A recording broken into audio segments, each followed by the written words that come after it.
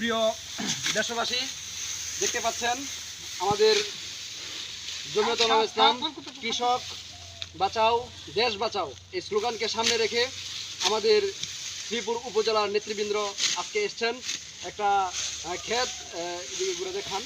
আমরা মোটামুটি প্রায় শেষ লগ্নে আমরা আসছি।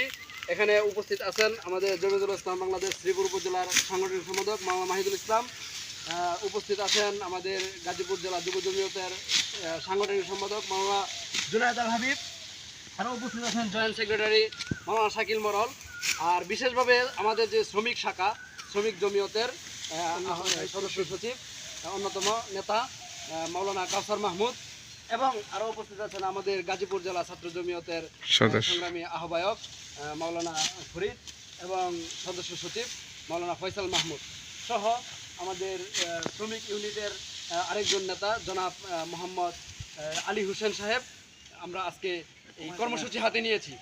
সারা বাংলাদেশ যুব জমিয়ত এবং ছাত্র জমিয়তের সকল নেতৃবৃন্দের উদাত্ত আহ্বান, আপনারাও এই কর্মসূচি হাতে নেন, কৃষকের পাশে দাঁড়ান।